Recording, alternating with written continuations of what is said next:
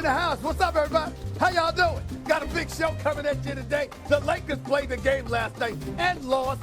Arkansas, big-time NCAA tournament game last night, but Texas Tech had the last word. I got college basketball analysts in the house. I got NFL analysts in the house. I got NBA analysts in the house. I got Major League Baseball analysts in the house. It's first take, baby. We got all quarters covered. Holla. What's the immediate reaction? Devastation. Left corner, Williams for three. Got it! Big time shot. And then LeBron threw it away. Kobe left side three. Yes! Oh my goodness! Bulls ahead. 116, 115. Later Reeves to the rim. The layup is good. 3.3 left. Williams to get him. Good it goes. Oh! It's gone! Bulls win! Bulls win! It's a hell of a way to lose a basketball game. Hey, hey, Stephen A. introduced everyone. Monica and I here in studio hanging out on a Feel Good Friday. Gentlemen, ladies, what? Y'all standing up? Y'all standing up? Don't worry about what we're doing. I'm following. I'm just saying, if you, well, I know ain't no seat alive got Monica looking that tall. So, I mean, I'm assuming y'all standing. You know, I'm just saying I'm a little jealous because, I mean, I wish I could stand up when I'm doing the show. That would be nice. Well, when you're here next week, if you want to stand, we'll stand. See what happens when you come in studio and don't hide in your bunker somewhere anonymous and glorious? No, it's called an undisclosed tropical location. Okay, you might want to change the music. It's kind of tipping people off. All right, let's dive in. To the West Coast we go. The Lakers were stunned by the Bulls last night in a wild finish. With LA leading by 5, Chicago was able to score 9 points in the final 12.6 seconds and win the game. The run included stealing a LeBron inbound pass and a half-court heave. The buzzer from Josh Giddey to seal the 119-117 victory. Both teams spoke about the crazy final moments post-game. Gentlemen. Let it fly with confidence. I missed 2 in a row before that, but let that third one go with confidence, and nothing but net. Way to come back. Big win against a good team in front of a packed crowd, so these guys are unbelievable tonight. I have to ask, have you ever made a half-court game winner before? I never made a game winner before. I made a couple layups to put us up with a couple seconds left, but a walk-off like that from half court I've never done before, so I don't know if I'll ever do it again, but I'll take this one tonight. I guess what's the immediate reaction?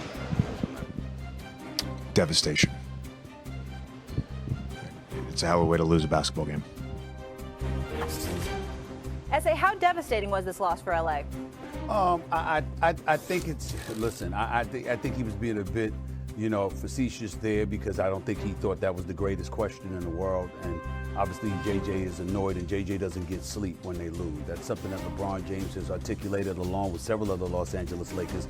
And we know JJ Redick well enough because he's a former colleague to know that's absolutely positively the case. I mean, he wears that stuff on his sleeve. He is on it. But it's devastating because of how the Lakers lost, not that they lost a game. To give up 9 points in the last 12.6 seconds, my God. I mean, we know that they've been having problems defensively, but when you see that kind of stuff happening, that's a problem.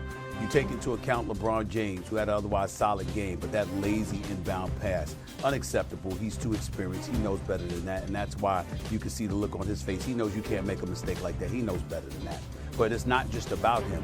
Look at what the starters did last night. They shot 26%.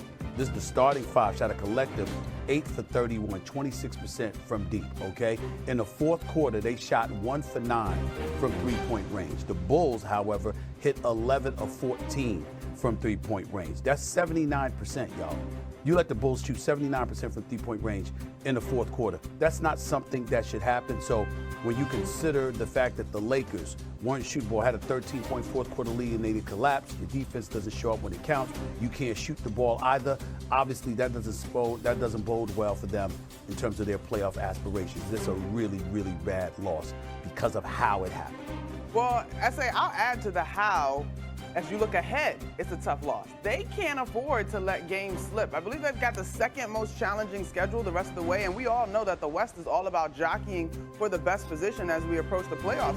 You got a team like the Clippers and the Wolves, guys that are in the play-in, but they're all pushing to get into decent spots as well. There's not a lot of separation out West. And so I think that makes this one sting even more because they were so close. Now, I know we are focused on the Lakers, but I will say, quietly, this is the 4th win for the Chicago Bulls. Josh Giddey now has 5 triple-doubles on the season. That's second behind MJ, who had 15 in one of his 89, I think, in that season. So, the Bulls are sort of playing well, and that's a hell of a comeback for a team down significantly with 10 seconds or so, 10 seconds and change to go. When it comes to the Lakers, though, too, I think they are in a tough stretch. There's a bunch of games here that they've had to make up due to the fires out in LA, and so there is some fatigue. I'd like to believe that the decisions down the stretch are correctable errors. Obviously, that turnover by LeBron being the top amongst them, but they can ill afford to let games go as they're jockeying for important position. Let's bring Kendrick Perkins in. Big Perk, what are your thoughts on this? The Lakers are in trouble. The Lakers are in trouble. There was a game last night that they needed to win, and they were supposed to win. And JJ was right. It's devastating, not just because the way that they lost, but because he's looking into the near future and what's going on. They're 2.5 games back from being in the play-in tournament. And have you seen the teams that they got to face in the next couple of weeks? They got Houston, and they got the Rockets in Houston. They have Memphis in Memphis.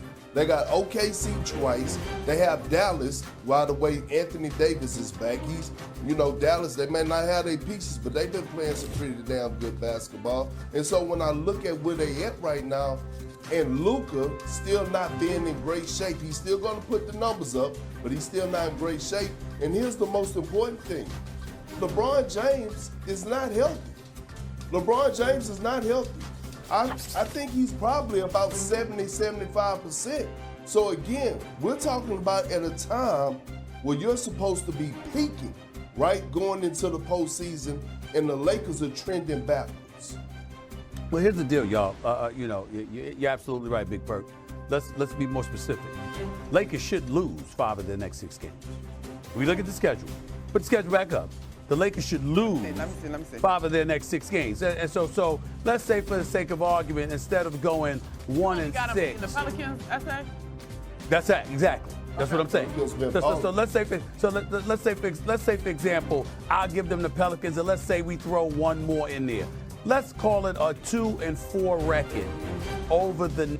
Where does that leave them? Considering what we're witnessing in the Western Conference as it pertains to Golden State trying to hold on to a 6th seed, as it pertains to Denver, as it pertains to Houston. We don't even need to bring up OKC because they're head and shoulders above the crowd.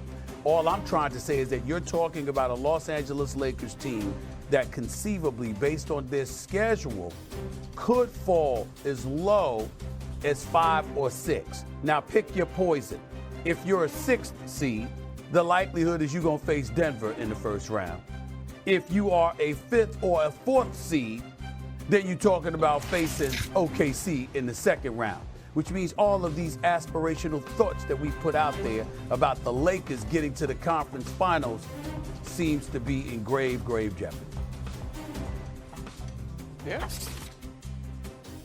Perk. No, I mean, I'm with you.